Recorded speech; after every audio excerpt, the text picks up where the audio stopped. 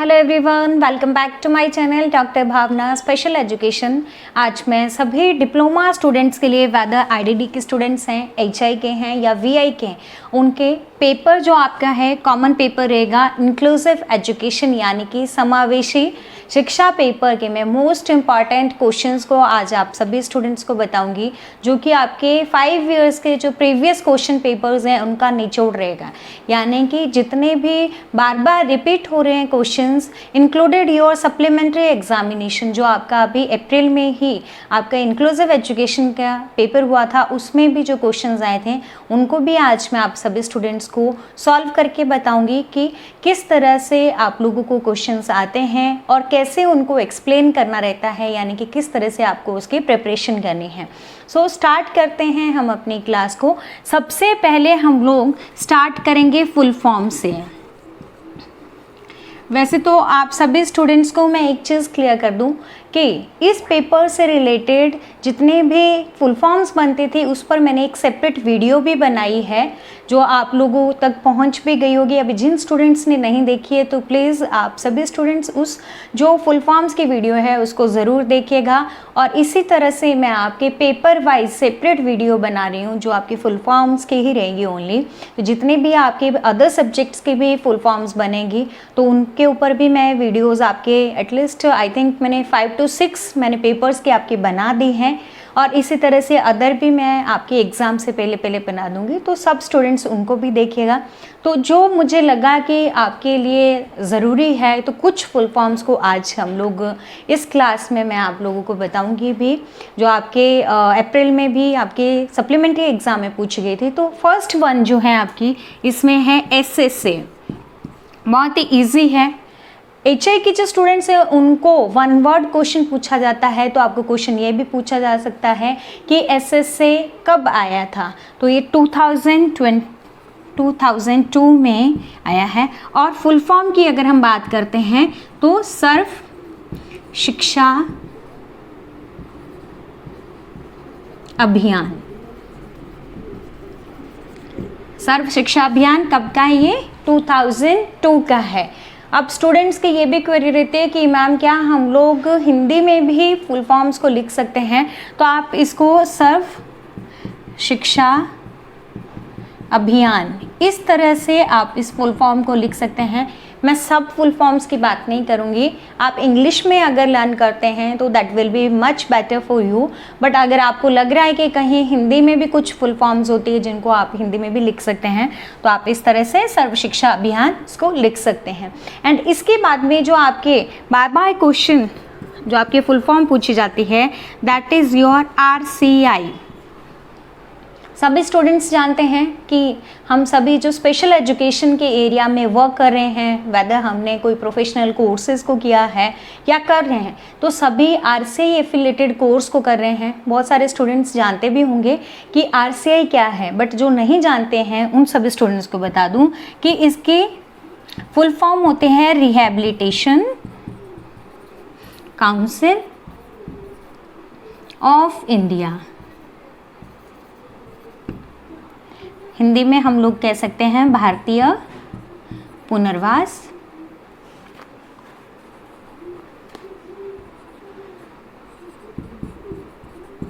पुनर्वास परिषद।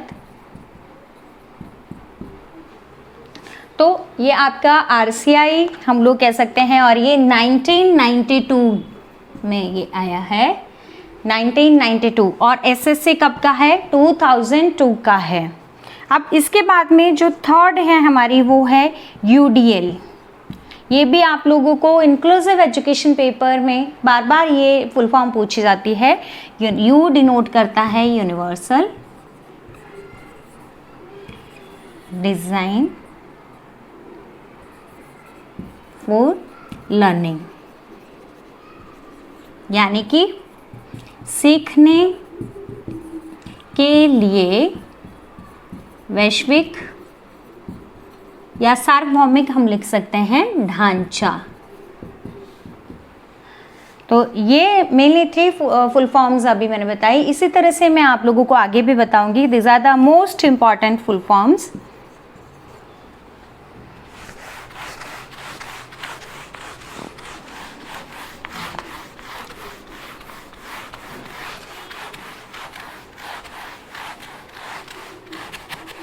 इस तरह से अगर हम लोग 4th वन पे आते हैं तो 4th वन पे हमारी आती है NEP। N डिनोट करता है हमारा नेशनल एजुकेशन पॉलिसी। अब नेशनल पॉलिसी जो आपकी एजुकेशन पॉलिसी है ये 1968 की भी है, 2020 की भी हम लोग कह सकते हैं, 2020 की भी है।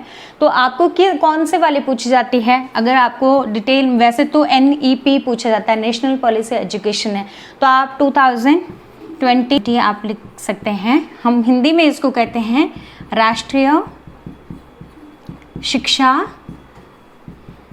नीति।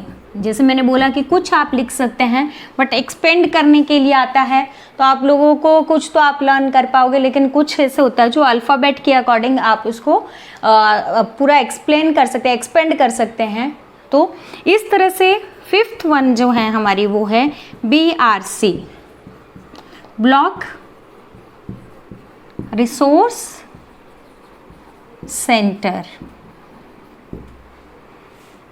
एंड 6th वन है UNCRPD, वेरी वेरी इंपॉर्टेंट है। UNCRPD क्या है? U डिनोट करता है हमारा यूनाइटेड नेशंस, C मतलब कन्वेंशंस,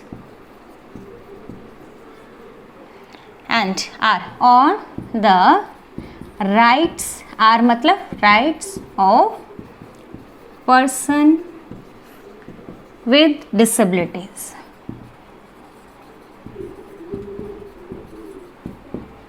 तो ये भी आप लोगों को बार बार फुल फॉर्म पूछी जाती है, तो इसको भी आप लोग प्लीज़ पक्का करिएगा।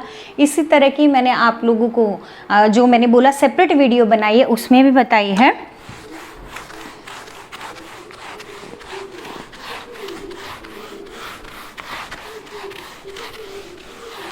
इसी तरह से जो हमारा 7th में अगर हम बोलते हैं PWD, आपके अभी ये जो मैंने फुल फॉर्म्स बताई है 9 फुल फॉर्म्स आप लोगों को इंक्लूसिव एजुकेशन का सप्लीमेंट्री एग्जाम हुआ उसमें पूछी गई है, जो आज मैं आप लोगों को बता रही हूँ इन्हीं में से ही थी। PWD भी उसी में से है, वेरी वेरी इंपॉर्टेंट। हम लोग बार बार बोलते हैं कि PWD क्या होता है? Person with disability.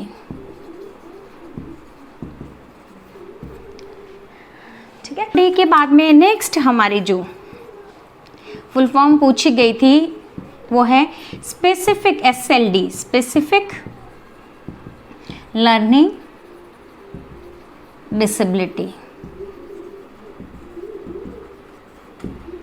SLD, specific learning disability. And 9th one पे है हमारी रमसा, राष्ट्रीय, बार बार पूछी जाती है आप लोगों को ये, राष्ट्रीय माध्यमिक, M डिनोट करता है हमारा माध्यमिक शिक्षा अभियान। यही आप हिंदी में भी लिख सकते हैं, जैसे हम हिंदी में लिखते ही हैं राष्ट्रीय माध्यमिक शिक्षा अभियान 2009 का है। ये 2009 में आया है। ये आप लोगों को अगेन आई रिपीट कि आपको जब ऑब्जेक्टिव टाइप क्वेश्चन पूछा जाता है तो उसमें आप लोगों को पूछा जा सकता है कि रमसा आपके कब आया, तो आप लोग लिख सकते हैं कि 2009 में आया है। एंड इसी तरह से अगर हम लोग बात करते हैं NHFDC, NHFDC ये भी आप लोगों के अभी जो सप्लीमेंट्री एग्ज़ाम हुए हैं उसमें आप लोगों को पूछा गया है। N हमारा डिनोट करता है नेशनल, H मतलब कि हैंडीकैप्ड, एंड H के बाद में F डिनोट करता है हमारा फाइनेंस, एंड D डिनोट करता है हमारा development and corporation. Finance, D मतलब डेवलपमेंट एंड कॉरपोरेशन। तो ये आपकी NHFDC की वेरी वेरी इंपॉर्टेंट है। ये सारी these all are very important full form. इसके अलावा आपके यूनेस्को है, यूनेस्को भी आप लोगों को पूछा गया है, बार बार आप लोगों के प्रीवियस अगर पेपर्स में देखोगे तो यूनेस्को को भी पूछा गया है। जैसे कि मैंने बताया कि मैं अभी कुछ ही फुल फॉर्म्स को आप लोगों को डिस्कस कर रही हूँ, बाकी आप सेपरेट वीडियो में जा कर के देखिएगा। इसके बाद में नेक्स्ट जो मैंने बोला यूनेस्को, वेरी वेरी इंपॉर्टेंट, ये भी आपके अभी सप्लीमेंट्री एग्जाम में भी पूछा गया है। यूनाइटेड, एंड यू मतलब यूनाइटेड, एन मतलब नेशंस, एंड ई का मतलब होता है एजुकेशनल,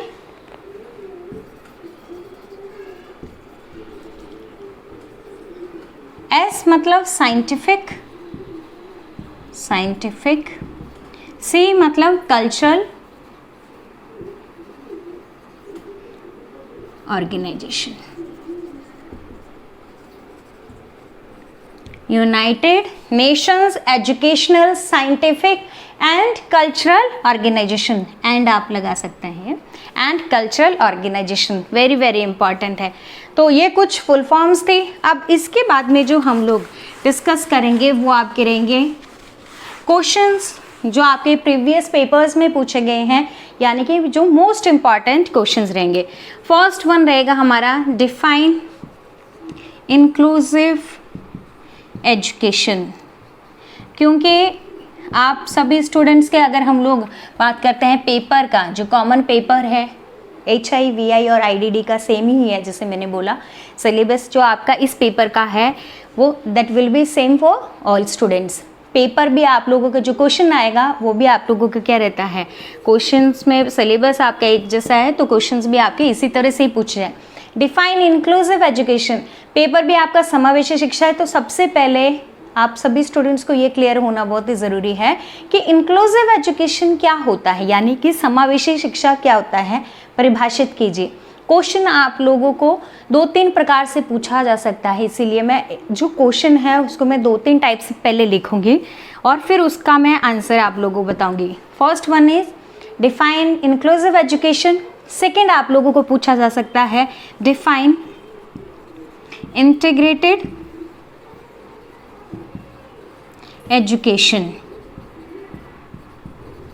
जैसे मैंने आप सभी स्टूडेंट्स के एक चीज़ क्लियर किया कि समावेशी शिक्षा किस, ये प्रीवियस 5 इयर्स के क्वेश्चन पेपर्स का निचोड़ है, तो किस किस तरह से आप लोगों को इसमें से क्वेश्चंस पूछे गए थे उसको मैं आप लोगों को बता रही हूँ। तो एक में आप लोगों को ऐसे पूछा गया कि समावेशी शिक्षा क्या है, समावेशी शिक्षा क्या है, उसके आप लोगों को एम्स एंड ऑब्जेक्टिव्स भी पूछा जा सकते हैं और 2 मार्क्स के भी पूछा गया था। एंड इंटीग्रेटेड एजुकेशन, एकीकृत शिक्षा क्या है या परिभाषित करें। अभी आपका जो अप्रैल में पेपर हुआ उसमें आप लोगों का सप्लीमेंट्री जो एग्ज़ाम हुआ उसमें पूछा गया था define integrated education. And question third, इसी में से जो क्वेश्चन इसमें से पूछा गया है वो था कि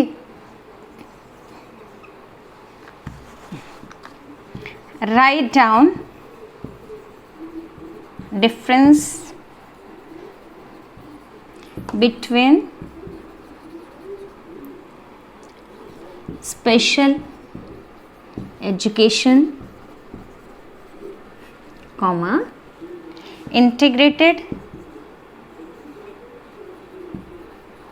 एजुकेशन, शॉर्ट में ही लिख रही हूँ मैं, एंड इंक्लूसिव एजुकेशन।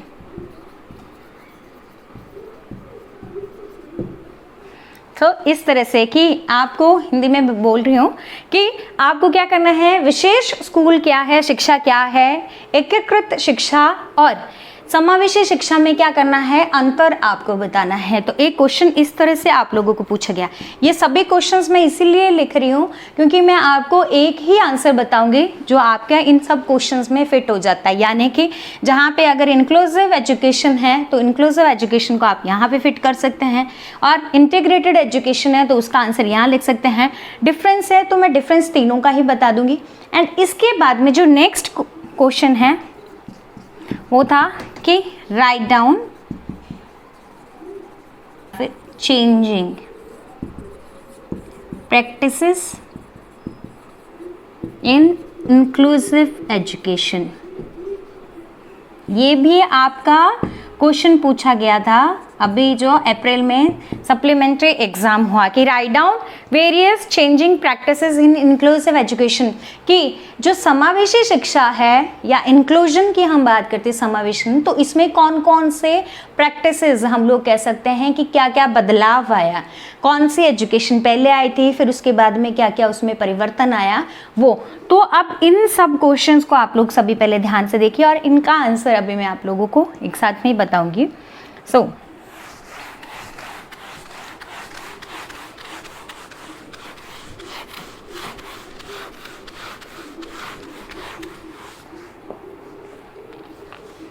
अब मैंने जैसे बोला कि चेंजिंग प्रैक्टिसेस है, तो चेंजिंग प्रैक्टिसेस में अगर हम बात करते हैं, सबसे पहले हमारा आया था मार्जिनलाइजेशन, जिसको हम लोग कहते हैं हाशिए पर, first.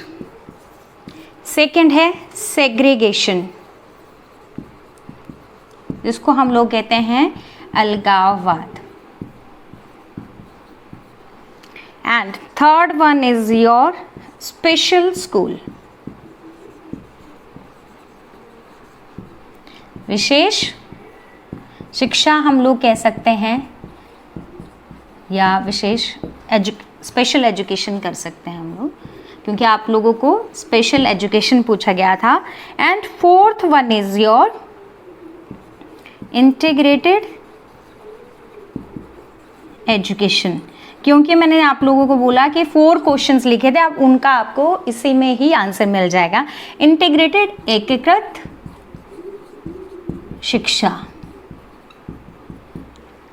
And fifth one is inclusive education, समावेशी, इंक्लूजन भी पूछा जाता है आपको, शिक्षा। अब मार्जिनलाइजेशन का मतलब होता है हाशिए पर। अगर हम लोग पहले की बात करते हैं, अगर बिफोर 5000 एरा की बात करते हैं, 5000 वर्ष पूर्व की बात करते हैं, तो उस टाइम पे क्या प्रैक्टिसेस थी कि जो समावेशी शिक्षण, तो किसी भी तरह का इंक्लूजन का प्रावधान नहीं था। विशेष जो दिव्यांग बच्चे होते थे इनको हाशिए पर रखा जाता है। मार्जिन मतलब बिल्कुल ही इनको क्या, बिल्कुल मतलब किसी तरह का कोई प्रावधान नहीं था।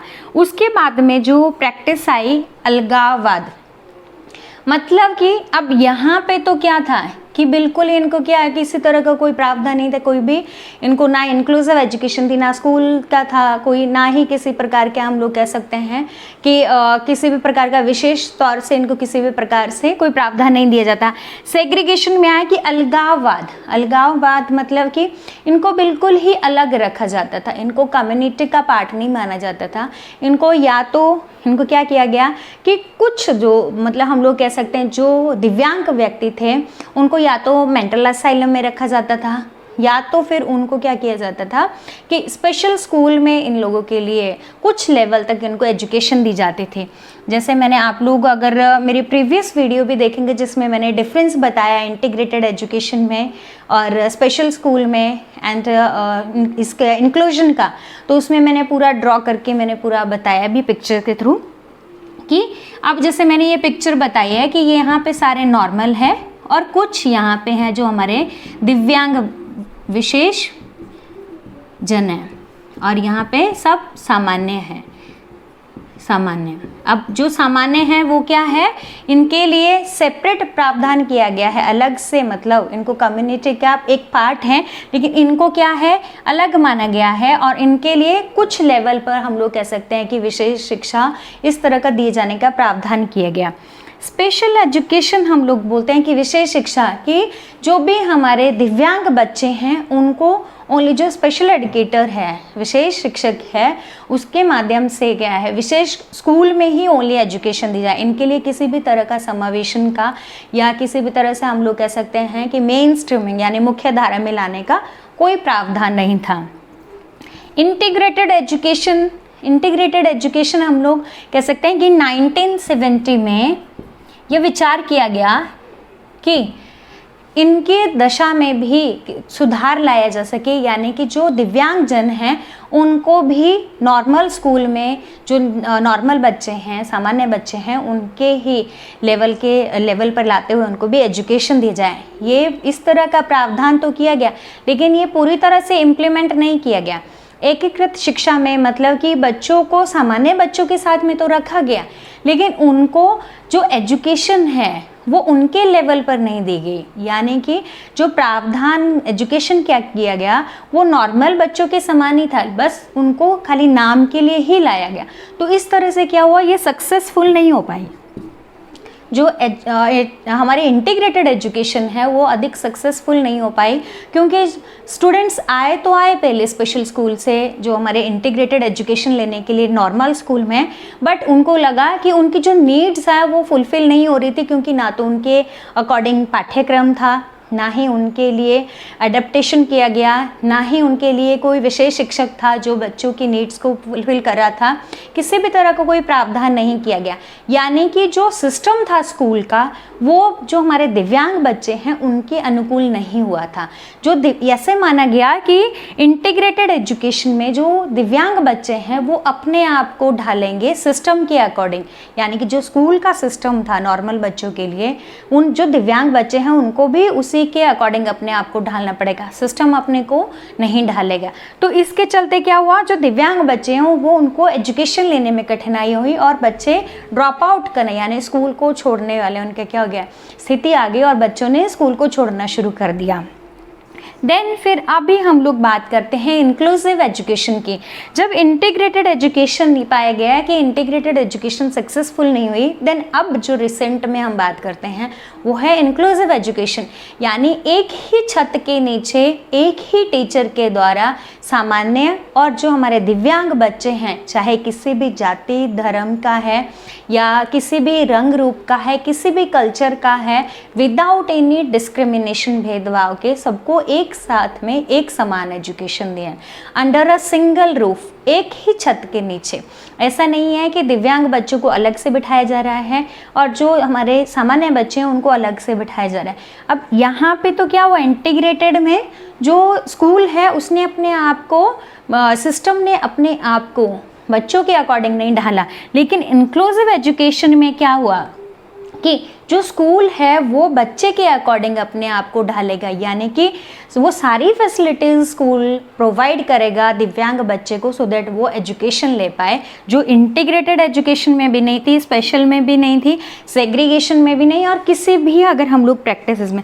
तो इस तरह से अगर हम लोग चेंजिंग प्रैक्टिसेस की बात करते हैं तो मार्जिनलाइजेशन जब एक हाशिए पर ना के बराबर किसी तरह का हम लोग कह सकते हैं कि इनको मजाक बनाया जाता था, मोरोन कहते हैं, फेबल माइंडेड या मूर्ख कहते हैं, या फिर मनोरंजन का साधन इनको माना जाता था।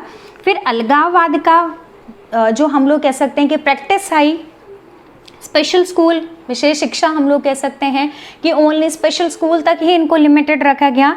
अब इनके लिए फिर बाद में 1970 में हम लोग बात करते हैं इंटीग्रेटेड एजुकेशन की सिस्टम इन बच्चों को जो स्कूल का सिस्टम है वो बच्चों के अकॉर्डिंग नहीं था, बच्चों को अपने आप को सिस्टम के अकॉर्डिंग ढालना था। तो वो हमारे हम लोग कह सकते हैं प्रैक्टिस आई, जब वो सक्सेसफुल ना हुई देन फिर इंक्लूसिव एजुकेशन, समावेशी शिक्षा। समावेशी शिक्षा सिंपल सी बात है, अभी मैंने जैसे 4 क्वेश्चंस आपको लिखे थे, अगर आप लोगों को आता है कि समावेशी शिक्षा क्या है, तो समावेशी शिक्षा हम लोग कह सकते हैं कि ऐसी शिक्षा प्रणाली है जिसके माध्यम से जो दिव्यांग बच्चे हैं और सामान्य बच्चे हैं उनको सामान्य स्कूल में ही एक ही शिक्षक के द्वारा एक ही छत के नीचे उनकी जो वेरियस नीड्स है, भिन्न भिन्न आवश्यकताएं हैं, उनको पूरा करना है टीचर के द्वारा विदाउट एनी डिस्क्रिमिनेशन, चाहे वो किसी भी तरह के हम लोग कह सकते हैं जाति वर्ग का धर्म का है, उसको बिना भेदभाव किए उसको एजुकेशन देनी है।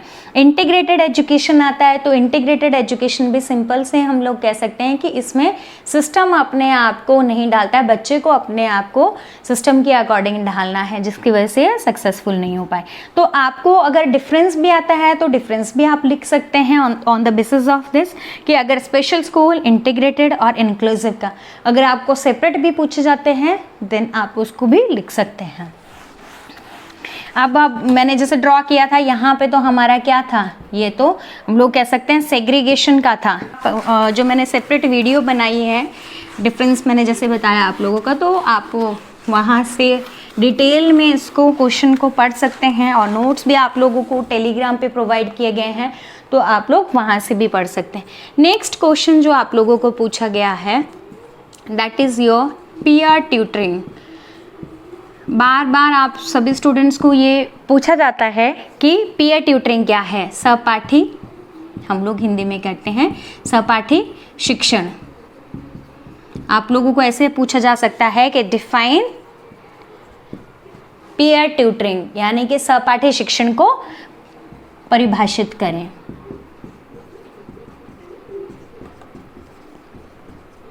अब सहपाठी शिक्षण क्या है, हम लोग इसमें सिंपल सी चीज़ है कि ये क्या है, एक ऐसे शिक्षण हम लोग कह सकते हैं, विधि है, मेथड है, जिसके माध्यम से हम लोग क्या कह सकते हैं, ये को टीचिंग मेथड में सबसे पहले मैं आप लोगों को बताऊं कि को टीचिंग मेथड में सहशिक्षण विधि के अंतर्गत आता है। इसके अंतर्गत क्या है कि सहपाठी ही शिक्षण करता है जो उसके अदर क्लासमेट्स होते हैं, कि एक बच्चा जो निपुण होता है विषय में, कोई भी अगर सब्जेक्ट है उसमें अगर किसी बच्चे की मास्टरी है तो वो हेल्प करता है जो उसके क्लासमेट्स होते हैं जिनको कम समझ में आती हैं चीज़ें उनको, तो वो उसको जो क्लास का टीचर होता है वो अलाउ करता है, जो बच्चा जो विषय के प्रति पूरी निपुणता रखता है, नॉलेज रखता है, उसको पढ़ाने के लिए या हेल्प करने के लिए अदर क्लासमेट्स को। सिंपल सी चीज़ें सहशिक्षण विधि मतलब कि एक टीचर के साथ में जो दूसरा हेल्प कर रहा है उस विधि में आते हैं। अब इसमें आप सभी स्टूडेंट्स को मैं एक चीज़ क्लियर कर दूं कि पीयर ट्यूटरिंग में जब भी बच्चे को अगर आप अलाउ करते हैं कि वो अपने अदर क्लासमेट्स को पढ़ाएं, तो एज ग्रुप जो है उसमें जो डिफरेंस होता है वो ना तो 3 वर्ष से अधिक का होना चाहिए, ना ही 3 वर्ष से कम का होना चाहिए। इसके बेनिफिट्स भी हैं और लॉस भी हैं। अब 3 वर्ष से अधिक का इसीलिए ही होना चाहिए क्योंकि स्टूडेंट्स का जब एज गैप ज़्यादा हो जाता है तो स्टूडेंट जो जिनको समझ कम आता है वो जो और जिसको ज़्यादा नॉलेज होती है उससे पूछने में उनको हेजिटेशन हो सकता है कि एज ग्रुप बहुत ज़्यादा हो सकता है, उनको लगे कि ये तो बहुत एज में बड़ा है, तो वो हेजिटेशन की वजह से बच्चा अपने जो क्वेरी है उसको वो डिस्कस नहीं करेगा। और एज ग्रुप अगर कम रहता है तो उस स्थिति में ऐसा हो जाता है कि जो उस बच्चे से बड़े एज के होंगे वो स्टूडेंट का मानना ये होता है कि ये तो बहुत छोटी एज का है तो ये हमें क्या सिखा सकता है। तो ऐसी स्थिति में शिक्षक को हमेशा ध्यान रखना चाहिए कि ना तो उसके जो जिस भी बच्चे को वो एज ए टीचर पढ़ाने के लिए अलाउ कर रहा है वो ना तो 3 साल से अधिक उसका बड़ा होना चाहिए एज में, ना ही 3 वर्ष से कम होनी चाहिए उसकी एज जो बाकी उसके क्लासमेट्स रहते हैं उससे। वैसे इसके बेनिफिट्स देखें तो टाइमिंग की सेविंग होती है क्योंकि टीचर की एब्सेंस में बच्चा जब पढ़ाता है तो टीचर का टाइम जो होता है उसकी बचत होती है और टीचर एक्स्ट्रा टाइम दे सकता है अपने स्टूडेंट्स को, तो बच्चा डबल टाइम बच्चे को जो है उसके डाउट्स को क्लियर कर सकते हैं। एंड इसी के साथ ही साथ जो बच्चा पढ़ा रहा है उसका कॉन्फिडेंस लेवल भी बढ़ता है अगर बेनिफिट की बात करते हैं, और जो उसके क्लासमेट्स हैं वो उससे जो भी क्वेरीज होते हैं वो आराम से पूछ सकते हैं। कई बार टीचर से हेजिटेशन होती है, शर्माने की वजह से या किसी भी डर की वजह से बच्चे नहीं पूछ पाते हैं, तो इसके फ़ायदे भी हैं एज वेल एज नुकसान भी इसके होते हैं। कई बार बच्चों में बॉसीपन भी आ जाता है या बच्चे पूछ भी नहीं पाते अपने डाउट्स ये मान करके कि ये हमारे से छोटा है या बड़ा है, तो इस तरह से मेरिट्स एंड डिमेरिट्स दोनों ही रहती है। तो पीयर ट्यूटरिंग आई होप आप लोगों को क्लियर हो गया होगा।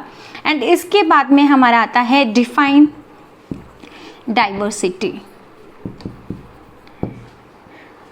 यानी कि विविधता को परिभाषित करें। ये सारे क्वेश्चंस आप लोगों के बार बार रिपीट हो रहे हैं, या इसके अलावा में आप लोगों को डिफाइन लर्नर डाइवर्सिटी, इस तरह से भी आप लोगों को क्वेश्चन पूछा जाता है कि हम लोग लर्निंग कहते हैं कि अधिगम कर्ता,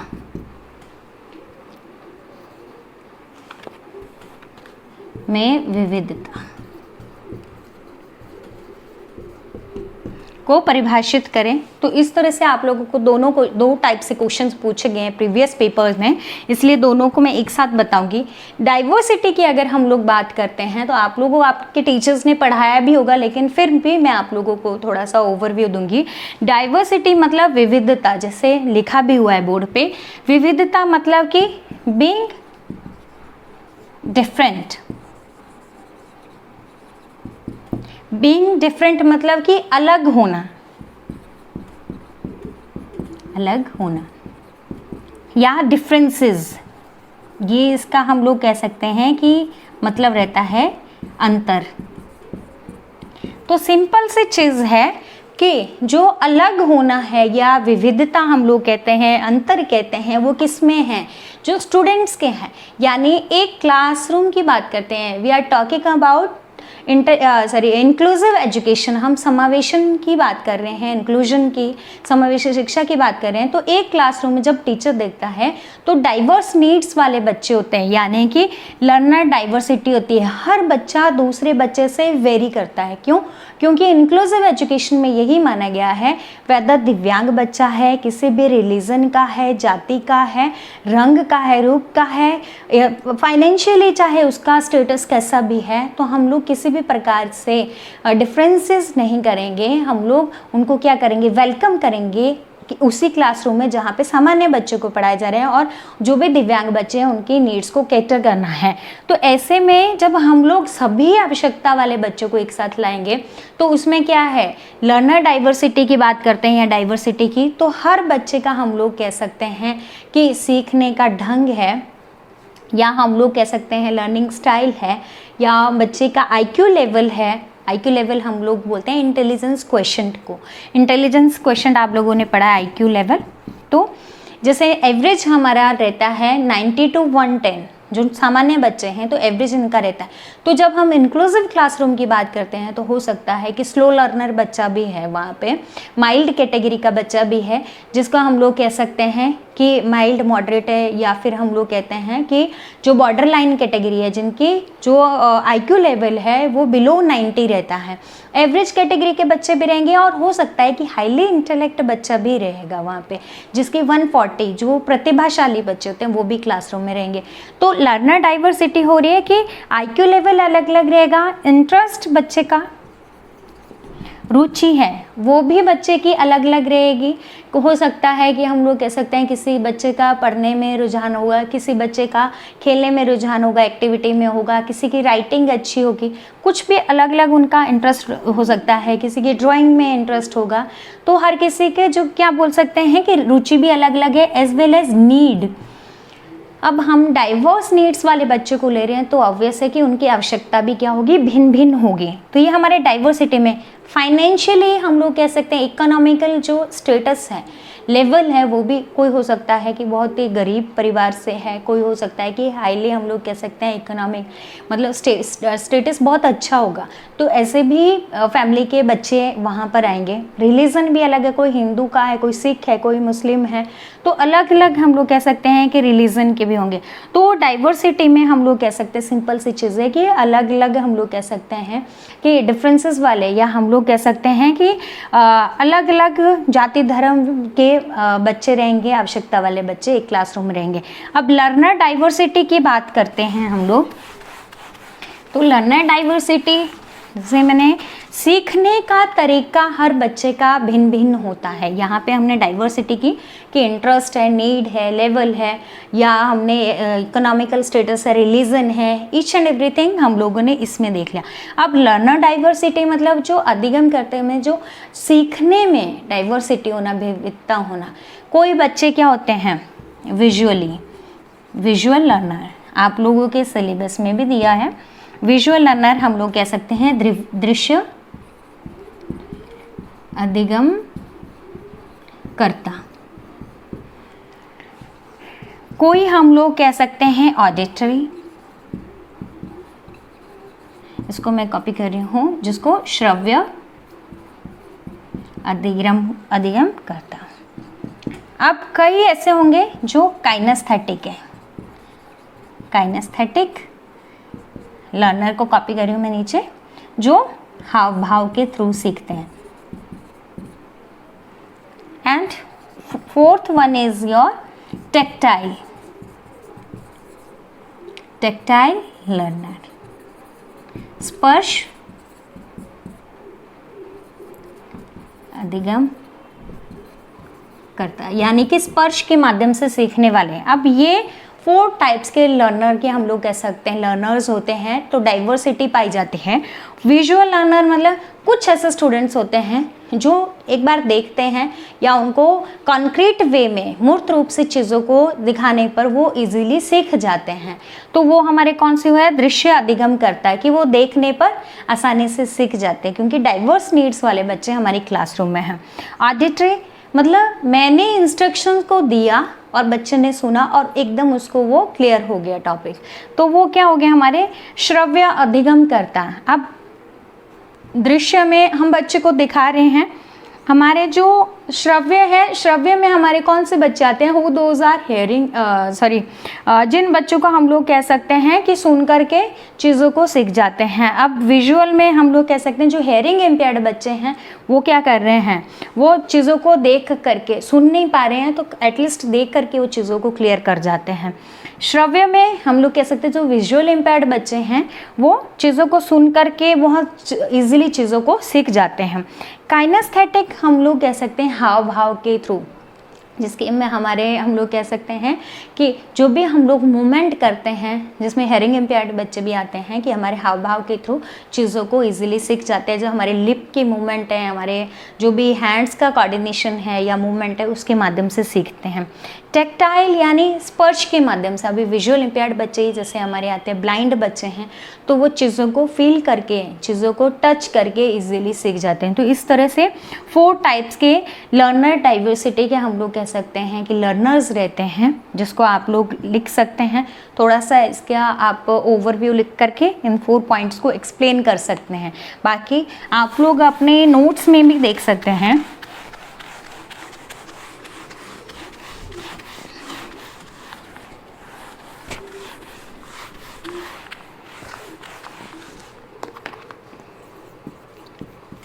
अब क्वेश्चन नंबर 3 में हमारा आता है करिकुलम एडेप्टेशन। करिकुलम एडेप्टेशन, इस पर भी मैंने सेपरेट वीडियो आप लोगों के बनाई है, तो मैं ज़्यादा आप लोगों को पाठ्यक्रम अनुकूलन परिभाषित करें, तो इसीलिए मैं आप लोगों को ज़्यादा इस चीज़ को एक्सप्लेन नहीं करूँगी, थोड़ा सा ओवरव्यू दूंगी, क्योंकि सेपरेट वीडियो में भी बताई है मैंने आप लोगों को डिटेल में, आप लोग वहाँ से जा कर के इस टॉपिक को पूरा पढ़ सकते हैं। पाठ्यक्रम अनुकूलन हम लोग कह सकते हैं कि जो भी पाठ्यक्रम है, इंक्लूसिव एजुकेशन की अगर हम बात करते हैं, तो हमने सभी दिव्यांग बच्चों को एक साथ में ही एजुकेशन दे रहे हैं विद जो नॉर्मल बच्चे हैं उनके साथ में। अब जो दिव्यांग बच्चों के लिए पाठ्यक्रम है उसको सेम को ही हम लोग इम्प्लीमेंट नहीं कर सकते हैं जो हमारे दिव्यांग बच्चे हैं उनके लिए। तो ऐसी स्थिति में हमें क्या चाहिए कि जब हमने बच्चों को, जो दिव्यांग बच्चे हैं उनको भी सिखाना, जैसे इंक्लूसिव एजुकेशन में मैंने बोला कि जो सिस्टम है वो बच्चे के अनुकूल अपने आप को ढालता है, तो सिस्टम में हमारा क्या आता है, पाठ्यक्रम में भी हम लोग क्या करते हैं, बदलाव लाते हैं।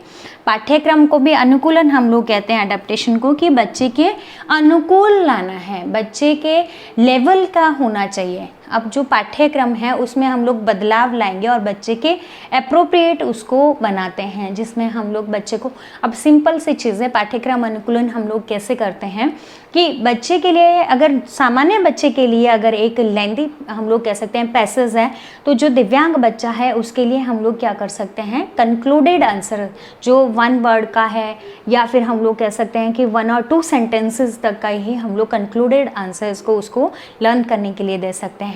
मार्किंग क्राइटेरिया है उसमें भी हम बदलाव ला सकते हैं कि जहाँ पे दिव्यांग बच्चा है, उस जो नॉर्मल बच्चा है वो 33 मार्क्स से अगर पास होता है, तो दिव्यांग बच्चे को हम लोग 17 मार्क्स से पास कर देंगे। इसी तरह से जो अगर हम लोग पाठ्यक्रम में बदलाव लाने की बात करते हैं, तो हम जो हमारे दिव्यांग बच्चे हैं उनके लिए मल्टीपल चॉइस क्वेश्चंस को देंगे, बहुविकल्पीय हम लोग कह सकते हैं, वैकल्पिक जो क्वेश्चन रहते हैं जिसमें ट्रू फॉल्स हैं, हम लोग कह सकते हैं कि टिक मार्क वाला बच्चे के लिए, या फिलिप्स हैं, उस तरह से हम लोग दे सकते हैं, वन वर्ड आंसर को दे सकते हैं सो दैट बच्चा इजीली पास हो सके।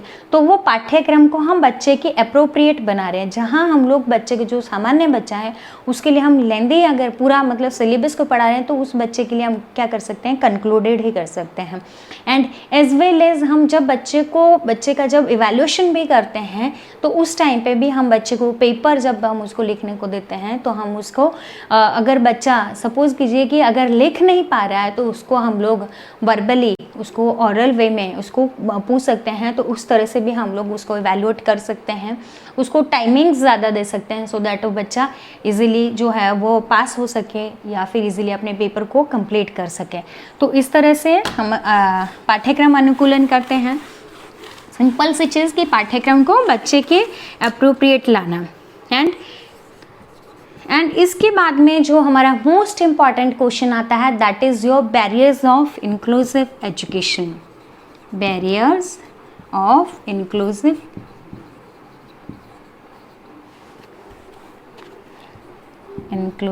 एजुकेशन की बैरियर्स हम लोग कह सकते हैं कि समावेशी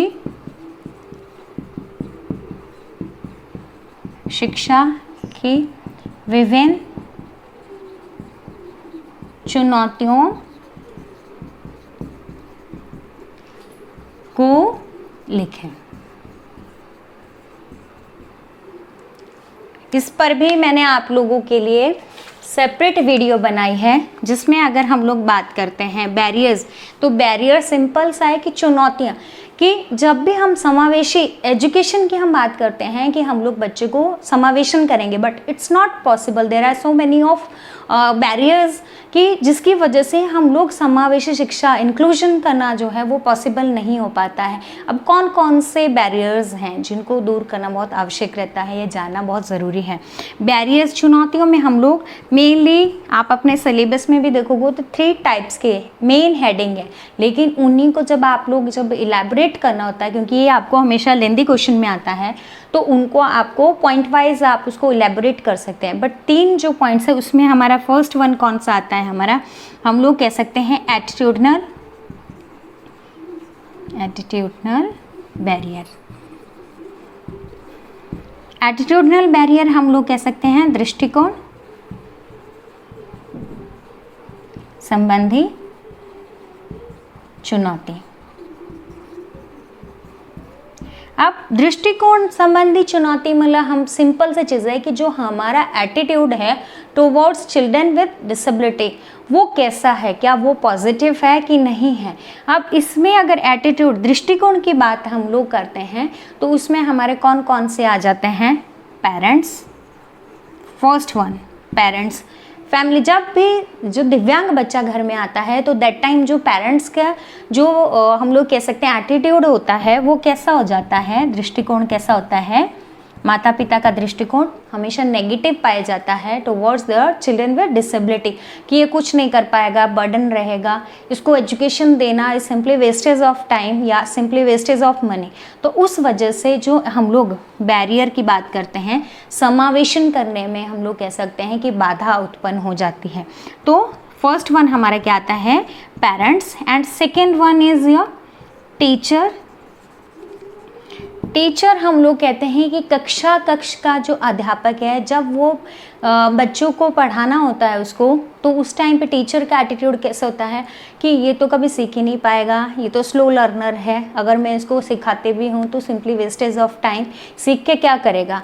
तो ऐसी स्थिति में भी हम लोग कह सकते हैं कि टीचर का जो एटीट्यूड है वो नेगेटिव रहता है, तो भी बच्चे सीख नहीं पाते हैं या इंक्लूजन नहीं कर पाते हैं। सिबलिंग्स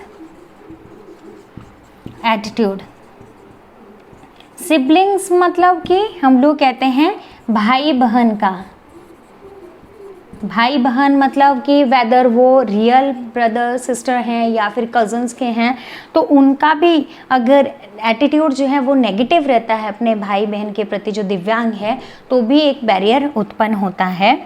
एंड इसके बाद में है कम्युनिटी कम्युनिटी मतलब समुदाय।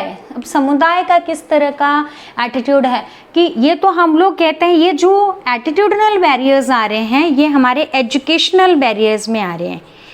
एजुकेशनल बैरियर्स में आप लोग कह सकते हैं जो एटीट्यूडनल आ रहे हैं। अभी बच्चा स्कूल जाएगा तो जो कम्युनिटी के लोग हैं उनका क्या मानना होता है कि हमारे जो नॉर्मल बच्चे हैं जब दिव्यांग बच्चे के साथ में एजुकेशन लेंगे तो उसका इफ़ेक्ट हमारे सामान्य बच्चों के ऊपर भी पड़ेगा, हो सकता है कि वो भी स्लो लर्नर हो जाए, तो उन बच्चों को एजुकेशन नहीं लेने दिया जाता है। And attitude of principal, principal का जो स्कूल का जो प्रिंसिपल है, स्कूल का प्रिंसिपल है उसका एटीट्यूड कैसा होता है, नेगेटिव होता है। कि जब बच्चा एडमिशन के लिए स्कूल में आता है, जो मैनेजमेंट है तो उनका दृष्टिकोण क्या होता है कि हम इस बच्चे को अगर एडमिशन देंगे तो क्या होगा, क्यों हो सकता है कि हमारा रिजल्ट ख़राब हो जाए, तो जिसकी वजह से उसका नेगेटिव इम्पैक्ट हमारी एडमिशन्स पे पड़ेगा। कोई बच्चे जो और भी हैं वो नहीं आएंगे एजुकेशन लेने के लिए, तो बच्चे को एडमिशन ही नहीं मिलता due to of negative attitude of principal. तो ये तो हमारे एटीट्यूडनल बैरियर्स में आए। इस तरह से हमारा जो नेक्स्ट हम लोग पॉइंट की बात करते हैं,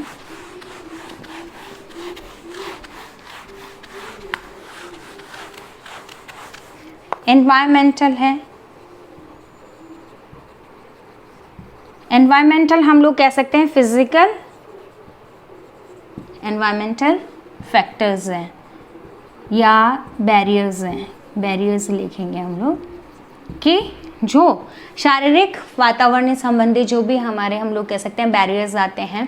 अब इसमें कौन कौन से आते हैं बैरियर फ्री एनवायरनमेंट में, कि ट्रांसपोर्टेशन का है, ट्रांसपोर्टेशन की अगर व्यवस्था नहीं है, या हम लोग क्लासरूम की भी फिजिकल एनवायरनमेंट है, तो फिजिकल एनवायरनमेंट शारीरिक जो वातावरण है इज़ नॉट योर कि हम फिजिकल तौर से, फिजिकली तो जो हैंडीकैप है नो डाउट वो तो है ही है, लेकिन इसमें आपके इंफ्रास्ट्रक्चर का आ रहा है पूरा कि स्कूल का इंफ्रास्ट्रक्चर कैसा है, क्या रैंप की व्यवस्था है कि नहीं है।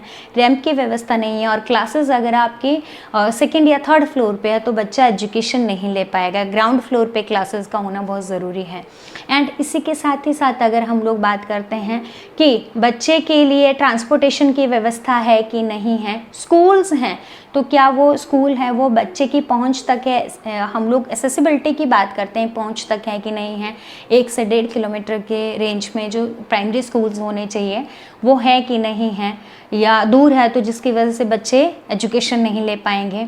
एंड फिज़िकल एनवायरनमेंट में ही अगर हम लोग बात करते हैं बच्चे के लिए, तो क्या बच्चे के लिए जो क्लासरूम है वो खुले हवादार है कि नहीं है, कहीं ओवर क्राउडेड क्लास तो नहीं है, बहुत ज़्यादा हम लोग कह सकते हैं कि बच्चों का रेशियो तो बहुत ज़्यादा है लेकिन स्पेस बहुत कम है, तो ऐसा तो नहीं है। तो पूरा ओवरऑल हम लोग कह सकते हैं कि बच्चे के लिए जो इंफ्रास्ट्रक्चर संबंधी जो फैसिलिटीज़ को अवेलेबल कराना वो भी है। एंड एजुकेशनल में अगर हम लोग बात करते हैं train teacher, adaptive curriculum, adaptive curriculum जैसे अनुकूलित पाठ्यक्रम, जैसे हमने पाठ्यक्रम अनुकूलन की बात किया, ट्रेन टीचर प्रशिक्षित अध्यापक है। ये पॉइंट्स आप सब लिख सकते हैं इसमें कि जो भी प्रशिक्षित अध्यापक में हम लोग कह सकते हैं कि आरसी एफिलेटेड कोर्स किया है या फिर नॉर्मल टीचर है विदाउट किसी नॉलेज के वो बच्चे को पढ़ा रहा है, टेकल कर रहा है, जिसकी वजह से बच्चे ड्रॉप आउट कर देते हैं। इस स्थिति में भी बच्चे क्या है इंक्लूसिव एजुकेशन नहीं ले पाते हैं। तो जहाँ पे ट्रेन टीचर्स नहीं होते हैं तो बच्चे क्या है इंक्लूजन करने में प्रॉब्लम आती है। एडेप्टिव करिकुलम TLM की बात करते हैं, रिसोर्सेज की बात करते हैं हम लोग टीचिंग लर्निंग मटेरियल के। TLM मतलब टीचिंग लर्निंग मटेरियल, ये भी आप लोगों को पूछा जाता है, फुल फॉर्म में लर्निंग मटेरियल। शिक्षण सहायक सामग्री है वो एडेप्टिव है कि नहीं, पाठ्यक्रम है वो बच्चे के लेवल का है कि नहीं है, कहीं सामान्य बच्चों के समान ही तो नहीं पढ़ाया जा रहा है जो बच्चों के अप्रोप्रिएट नहीं है और बच्चा सीख नहीं पा रहा है। इसी के साथ में सोसाइटल हम लोग बात करते हैं कि सोसाइटल बैरियर में कम्युनिटी का है तो क्या कम्युनिटी का ऐसा रहता है कि बाधा ऐसे उत्पन्न कर लेते हैं कि रिजिड उनकी कहीं ना कहीं जो थिंकिंग है, रिजिड थिंकिंग हम लोग कहते हैं कि उनकी जो पहले ही मन उन्होंने ऐसे बनाया होता है कि उनको लगता है ये बच्चे कुछ लाइफ में कर ही नहीं सकते हैं, इनको कम्युनिटी का पार्ट नहीं माना जाए, इनको पार्टिसिपेशन नहीं कराया जाए इनका कम्युनिटी के किसी भी प्रोग्राम में या फिर स्कूल है वेदर किसी भी तरह से हम लोग बात करते हैं, तो उस वजह से बच्चे एजुकेशन नहीं ले पाते हैं। तो ये these are the barriers of inclusive education. कुछ और भी हैं जो आप लोग नोट्स में और जो मैंने सेपरेट वीडियो बनाई है उसमें भी आप लोग देख सकते हैं। अब बैरियर्स की बात में हम लोग बात करते हैं प्रिंसिपल्स ऑफ इंक्लूजन। ये भी आप लोगों को अब भी जितने भी मैंने क्वेश्चंस बताए ये आपके सप्लीमेंट्री, आप अपने क्वेश्चन पेपर को देखेंगे तो उसमें आप लोगों के अभी जो अप्रैल में आपके सीनियर्स जो भी फर्स्ट ईयर के स्टूडेंट जो सेकेंड ईयर के स्टूडेंट्स हैं जिन भी आपके सीनियर्स ने एग्ज़ाम दिया था आपको उनके क्वेश्चन पेपर को देखना, ये सारे क्वेश्चंस आपको उसमें पूछे गए हैं। अब प्रिंसिपल ऑफ इंक्लूजन यानी समावेशन के सिद्धांत।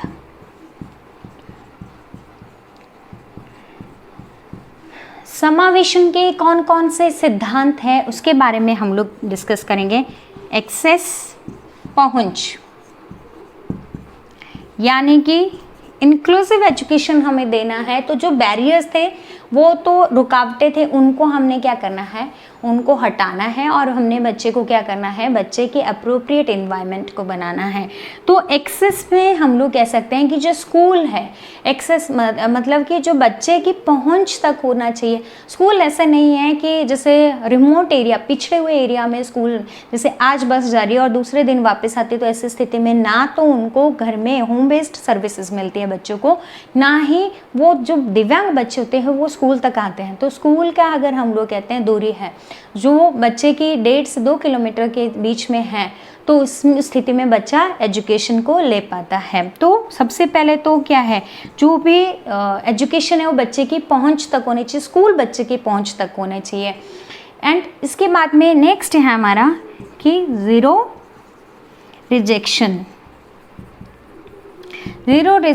हम लोग कहते हैं। ये आप लोगों को शॉर्ट में भी पूछा जाता है कि ज़ीरो रिजेक्शन मतलब कि हम लोग किसी भी बच्चे को रिजेक्ट नहीं करेंगे। ज़ीरो रिजेक्शन का मतलब है कि हर एक बच्चे को हम लोग स्कूल तक ले आएंगे विदाउट, हम लोग कह सकते हैं कि डिस्क्रिमिनेशन, हमने किसी के साथ भी भेदभाव नहीं करना है। ऐसे नहीं कि जो दिव्यांग बच्चे हैं उनको तो हम आगे लेके जा रहे हैं, जो नॉर्मल बच्चे हैं उनको आगे लेके जाते हैं और जो हमारे दिव्यांग बच्चे हैं उनको हम लोग आगे नहीं लेके जाते हैं या उनको हम लोग नकार देते हैं। तो डिस्क्रिमिनेट नहीं करना है। एंड इसके बाद में है प्रिंसिपल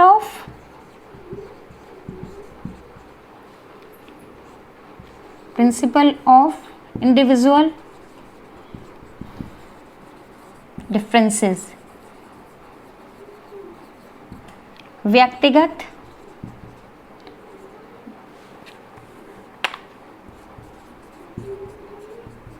भिन्नता का सिद्धांत।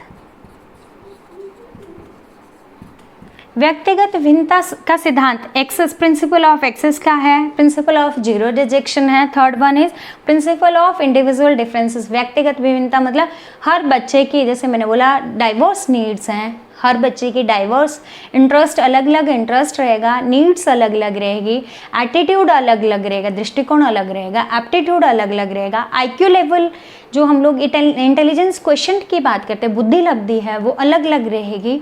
तो हम बच्चे की हम लोग कह सकते हैं कि जो बच्चे को इंक्लूजन करते हैं, एजुकेशन देते हैं, तो वो भी एज पर नीड ही हम बच्चे को देंगे। अब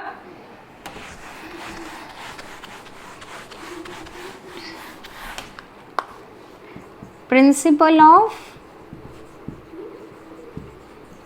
पार्टिसिपेशन, सहभागिता का सिद्धांत। अब इंक्लूसिव एजुकेशन का जो सिद्धांत है पार्टिसिपेशन वाला, प्रिंसिपल ऑफ पार्टिसिपेशन मतलब कि हर बच्चे को सहभागिता। अब कोई कल्चरल प्रोग्राम है या हम लोग कोई शैक्षणिक किसी भी कार्यक्रम को हम लोग बच्चे के लिए आयोजित करें स्कूल में, तो हम लोग बच्चे को, हर किसी बच्चे को, चाहे दिव्यांग है चाहे हमारे नॉर्मल बच्चे, सबको फुल पार्टिसिपेशन कराएंगे। हमारे इतने सारे एक्ट्स आए हैं जिसमें अगर हम लोग बात करते हैं PWD की है या हम लोग अदर, सब में एक ही बात कही गई है कि इन बच्चों को फुल पार्टिसिपेशन कराना है, इनके राइट्स का हनन होने से रोकना है, यानी प्रोटेक्शन ऑफ राइट्स। एंड हम लोग कह सकते हैं कि full participation, protection of rights और इक्वल अपॉर्चुनिटीज़ को प्रोवाइड करना है विदाउट एनी डिस्क्रिमिनेशन। तो ऐसे ही पार्टिसिपेशन चाहे कम्युनिटी का है, चाहे स्कूल लेवल की एक्टिविटीज़ है, क्लासरूम में एक्टिविटीज़ है, हर बच्चे को चांस देना है पार्टिसिपेशन का। एंड इसके बाद में प्रिंसिपल ऑफ रेलिवेंस, प्रासंगिकता का सिद्धांत। रेलिवेंस जैसे हम लोग नाम से क्लियर होता है कि रिलेटेड, यानी कि जिस भी दिव्यांगता वाला बच्चा है, वैध अगर बच्चा कोई हमें लग रहा है कि लोकोमोटर डिसेबिलिटी वाला बच्चा है, CP बच्चा है या माइल्ड हम लोग कह सकते हैं कि इंटेलेक्चुअल डिसेबल बच्चा है, हेयरिंग इम्पेयर्ड बच्चा है, विजुअल इम्पेयर्ड बच्चा है, 21 टाइप्स के डिसेबिलिटी वाले बच्चे हैं। अब हम लोग सभी बच्चों का समावेशन कर रहे हैं एक ही क्लासरूम में, तो उनकी डाइवर्स नीड्स भी हैं। तो ऐसे में हमें चाहिए कि जिस भी दिव्यांगता वाला बच्चा है, जैसे भी उसकी जिस भी दिव्यांगता से संबंधित उसकी आवश्यकता है, उसको पूर्ण करना है, यानी कि उसके लिए अपॉर्चुनिटीज़ को क्रिएट करना है, उसको सिखाना है by using of various teaching methods, teaching strategies का। ऐसा नहीं है कि बच्चे की नीड तो कुछ है लेकिन उसको पूरा ना करते हुए आप लोग कुछ और ही सिखा रहे हैं। जैसे इंटीग्रेटेड एजुकेशन में बच्चों को स्कूल में तो लाया गया लेकिन उनको जो उनकी आवश्यकता थी उनको पूरा नहीं किया गया, तो ऐसे में ड्रॉप आउट हो गए। लेकिन इंक्लूसिव में क्या बोला गया है कि जिस भी आवश्यकता, अगर हमें लग रहा है विजुअल इम्पेयर्ड बच्चा है तो उसको पढ़ाने के लिए हमें क्या करना है, हम लोग कह सकते हैं कि टेक्टाइल के थ्रू हम बच्चे को सिखाएंगे। हेयरिंग इम्पेयर्ड बच्चा है तो साइन लैंग्वेज के माध्यम से सिखाएंगे, तो उसकी आवश्यकताओं को हमें पूर्ण करना है। तो ये कुछ प्रिंसिपल्स थे।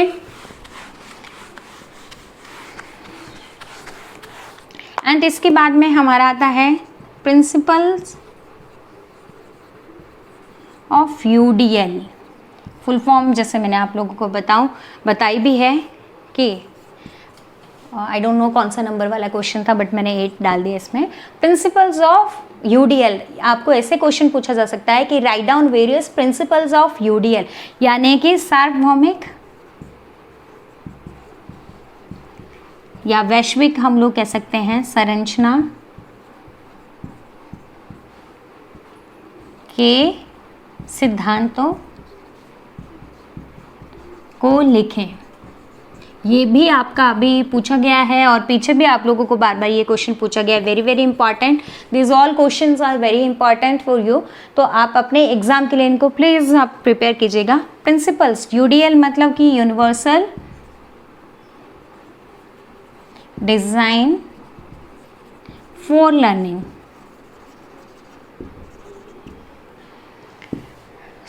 इसके ऊपर भी सेपरेट वीडियो बना है, 2 वीडियो बनाई है, बहुत डिटेल में बताया है, तो आप लोग वहाँ से भी आप लोग सारे स्टूडेंट्स उनको भी सुन सकते हैं। बहुत डाउट्स आपके क्लियर होंगे, बट फिर भी मैं आप लोगों को आज की क्लास में इसके बारे में थोड़ा सा ओवरव्यू दूंगी।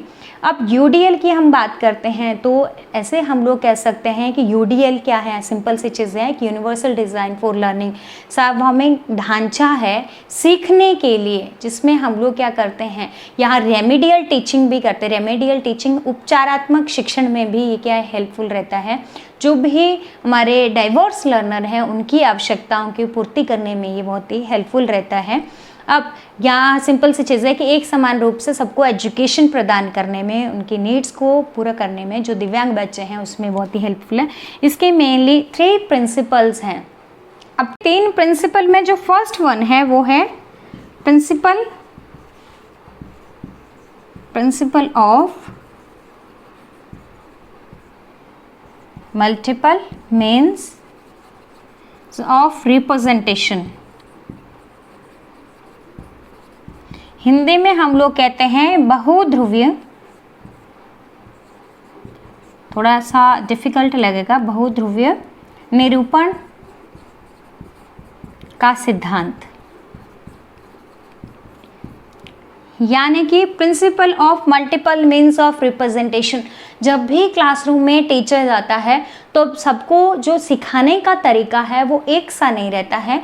किसी बच्चे को हम लोग कह सकते हैं कि सिंपल से, अगर आप लोग वाइट बोर्ड का है या फिर सिंपल TLM का यूज़ करते हुए बच्चे को पढ़ा सकते हैं, लेकिन जब हम दिव्यांग बच्चों की बात करते हैं तो UDL में क्या रहता है कि हर बच्चे को उसके हम लोग कह सकते हैं नीड के अप्रोप्रिएट एजुकेशन देना होता है। जो प्रेजेंटेशन का भी हमारा हम लोग कह सकते हैं कि वे होता है, पढ़ाने का तरीका भी होता है, वो भी क्या होता है as per need of child होता है। किसी बच्चे को इमेजेस के थ्रू बताएंगे, किसी को हम लोग डायग्राम हम लोग कह सकते हैं, कॉपी पेन के थ्रू हम बच्चे को बता सकते हैं, या हम प्रोजेक्टर के थ्रू बच्चे को पढ़ा सकते हैं। तो हम लोग हर बच्चे के लिए क्या है, जो उसको जो भी टॉपिक है उसको प्रेजेंट करने का जो तरीका है वो क्या रहता है हमारा भिन्न भिन्न रहता है। एंड सेकंड है हमारा प्रिंसिपल ऑफ मल्टीपल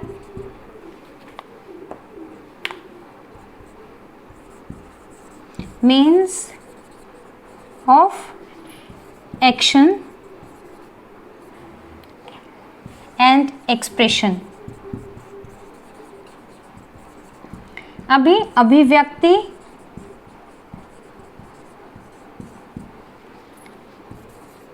का बहुवैकल्पिक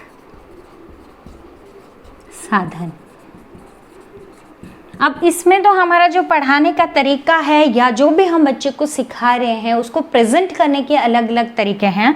अब इसमें क्या है, multiple means of action and हम लोग कह सकते हैं कि एक्सप्रेशन, कि बच्चे को अभिव्यक्त करने के, जो हमने सिखा दिया उसको भी अभिव्यक्त करने का जो है अलग अलग हम लोग कह सकते हैं कि तरीके से हम लोग बच्चे को अलाउ कर सकते हैं। किसी बच्चे को हम लोग अगर राइटिंग लिखने के फॉर्म में अगर हम लोग अलाउ करते हैं कि बच्चा लिखेगा जो बोल नहीं सकता, कोई बच्चे को हम लोग अलाउ कर देंगे कि बच्चा बोले नहीं वो लिखे, और कोई बच्चा लिखेगा नहीं, खाली बोल करके एक्सप्रेस कर सकता है। कोई बच्चा अगर हम लोग कह सकते हैं कि पिक्चर्स के माध्यम से बता सकता है, तो मतलब जो साइन लैंग्वेज के माध्यम से बच्चा बता सकता है। जैसे जो हेयरिंग इम्पेयर्ड बच्चे हैं तो वो बोल नहीं पाते, तो साइंस के माध्यम से अपने जो भी उनके जो भी उन्होंने सीखा होता है उसको वो एक्सप्रेस कर पाते हैं। कई अभी जो विजुअल इम्पेयर्ड या ब्लाइंड बच्चे होते हैं वो जो ब्रेल लिपि है उसका यूज़ करते हुए एक्सप्रेस कर पाते हैं। तो हम बच्चे को जो भी हम लोग कह सकते हैं कि बच्चे अभिव्यक्त करना चाहते हैं उनको अलग अलग हम लोग कह सकते हैं कि अभिव्यक्ति का साधन हम लोग प्रोवाइड करेंगे या अलाउ करेंगे उनको, सो दैट वो एक्सप्रेस कर पाए। अब थर्ड, 3 इसके मेनली प्रिंसिपल है। Third one is a principle of engagement,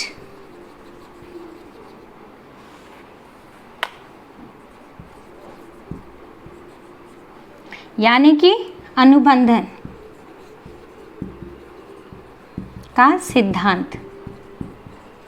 बच्चे ने सीख लिया, हमने डिफरेंट वे में सिखा दिया, उसने अभिव्यक्त भी कर दिया। अब हमें ये भी चाहिए कि हम लोग बच्चे को क्या करें कि एंगेज कैसे करना, हमें जो टास्क हम सिखा रहे हैं तो उसको हम कैसे एंगेज कर सकते हैं। तो हम लोग बच्चे को क्या कर सकते हैं, प्रोजेक्ट के थ्रू हम बच्चे को डिफरेंट प्रोजेक्ट्स वगैरह हम लोग बच्चे को करने को दे सकते हैं ग्रुप में, चाहे 5 या हम लोग 2 स्टूडेंट्स को ले रहे हैं, 5 का ग्रुप ले रहे हैं तो प्रोजेक्ट वर्क दे सकते हैं। फील्ड ट्रिप्स में हम बच्चे को ले जा सकते हैं, प्ले वे के थ्रू हम बच्चे को सिखा सकते हैं। हम लोग प्रेशराइज नहीं कर सकते हैं कि ओनली लेक्चर के थ्रू ही बच्चा सीखें। तो जो किन्हीं बच्चों को हम लोग लेक्चर के माध्यम से सिखा सकते हैं, प्ले वे खेल के माध्यम से हम लोग करवा सकते हैं, फील्ड ट्रिप्स के माध्यम से, प्रोजेक्ट्स के माध्यम से, प्रोजेक्ट मेथड के थ्रू हम बच्चे को हम लोग एंगेज कर सकते हैं चीज़ों को सीखने में।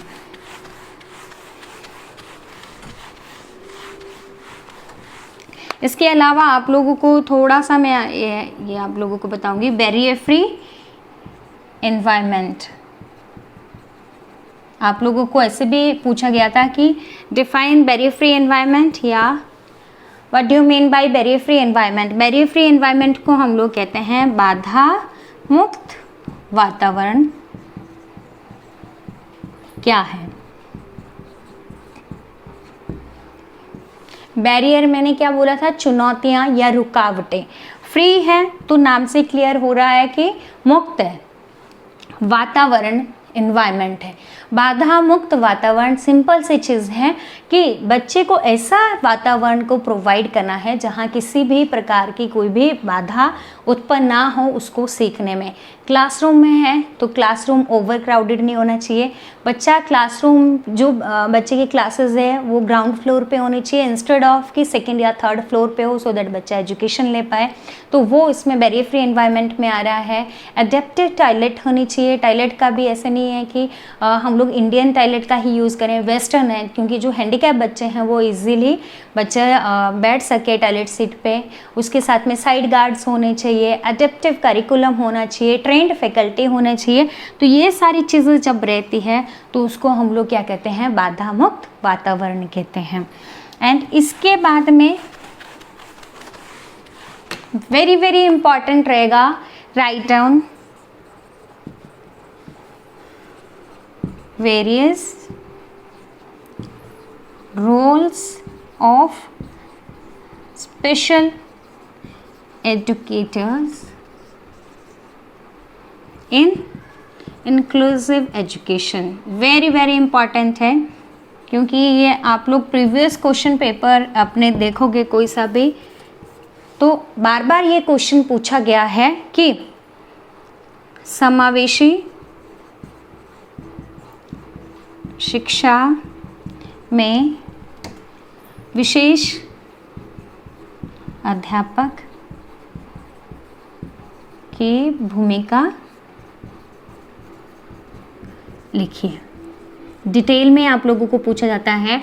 सिंपल से चीज़ें हम सभी जितने भी who those are working in the area of special education या who those are studying in this area field, तो उन सभी स्टूडेंट्स का कहीं ना कहीं जो मकसद है वो क्या रहता है, इंक्लूसिव एजुकेशन को प्रोवाइड करना। वेदर हम लोग लर्निंग करें, अभी सीख रहे हैं, या हम लोग पढ़ा रहे हैं, हम सबका मकसद क्या है, दिव्यांग बच्चों को इंक्लूसिव एजुकेशन देना, समावेशन करना। यानी कि जो भी दिव्यांग बच्चे हैं उनको क्या करना, उनके लिए इक्वल अपॉर्चुनिटीज,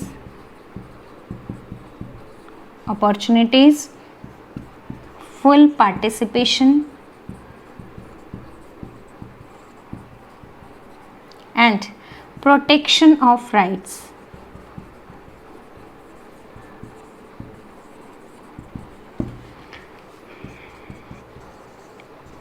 इक्वल अपॉर्चुनिटी हम लोग कह सकते हैं समान अवसर। तो जो भी स्पेशल एजुकेटर है, विशेष अध्यापक है, वो क्या प्लान करता है कि बच्चे को, जो दिव्यांग बच्चे हैं उनको भी जो नॉर्मल बच्चे हैं उनके समान ही अवसर प्रदान किए जाए सीखने के, या जो भी स्कूल में किसी भी प्रकार की एक्टिविटीज़ को ऑर्गेनाइज किया जा रहा है उसमें हम लोग कह सकते हैं पार्टिसिपेशन के, full participation without any discrimination के, पूर्ण सहयोगिता या सहभागिता की योजना तैयार करता है, कि ऐसी एक्टिविटीज़ को वो तैयार करता है जिसमें सभी बच्चों को एक साथ में पूर्ण रूप से पार्टिसिपेट कराया जा सके। प्रोटेक्शन ऑफ राइट्स, जो दिव्यांग बच्चे हैं उनके जो अधिकार हैं, अधिकारों के हनन का संरक्षण करने का, कि किस तरह से उन बच्चों को तैयार किया जाए कि जिससे उन जो भी दिव्यांग बच्चे उनके अधिकारों का हनन होने से रोका जाए। तो ये तो मेनली अगर हम लोग बात करते हैं दिव्यांग बच्चों के संबंधित, हम लोग तीन कह सकते हैं कि चीज़ों को मेनली ध्यान में रखते हैं। और जो स्पेशल एजुकेटर है वो भी, विशेष अध्यापक भी इन तीन चीज़ों के लिए प्लान करता है। एंड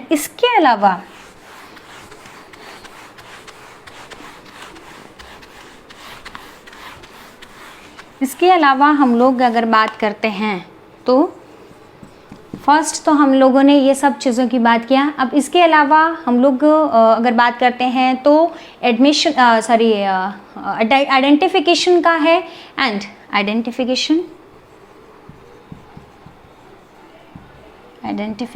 एंड इवैल्यूएशन, पहचान और मूल्यांकन, या हम लोग कह सकते हैं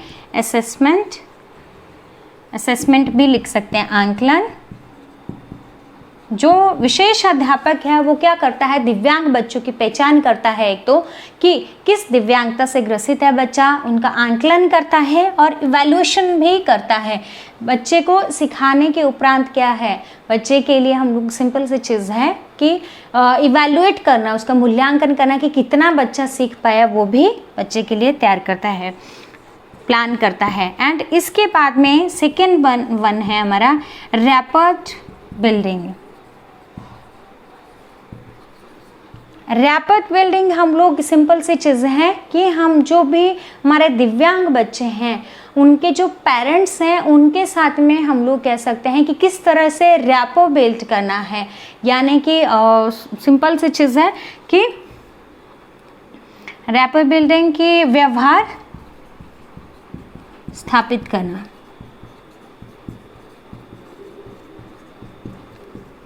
कि जो दिव्यांग बच्चे हैं कि उनको किस प्रकार से हम लोग कह सकते हैं कि व्यवहार स्थापित किया जाए, सो दैट उन बच्चों के पेरेंट्स को काउंसलिंग किया जा सके, सो दैट उनको अवेयरनेस प्रोवाइड करते हुए वो अपने बच्चे को एजुकेशन प्रोवाइड कर सके। एंड इसी के बाद में हमारा थर्ड वन है टू प्रोवाइड सपोर्ट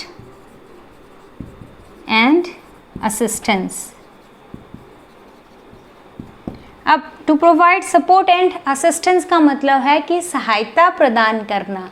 सहायता प्रदान करना किसको, जो दिव्यांग बच्चे हैं उनको सहायता प्रदान करना, जिस भी प्रकार की बच्चों की नीड है उसके अप्रोप्रिएट ही बच्चों को सहायता देना, एज वेल एज उनके पेरेंट्स को भी सहायता देना। अभी अगर आप लोगों ने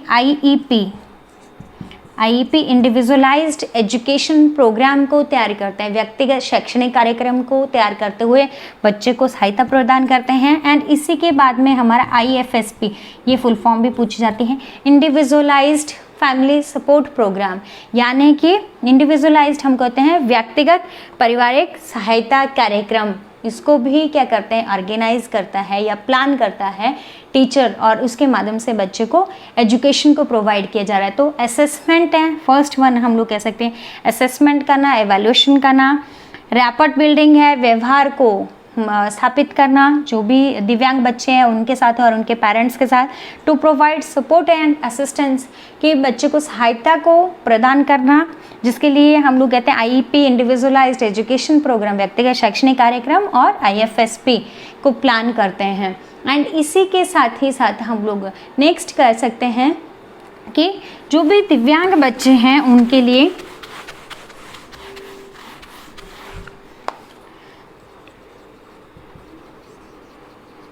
एडेप्टेशन, पाठ्यक्रम अनुकूलन करना। एंड फोर्थ के बाद फिफ्थ है टू डेवलप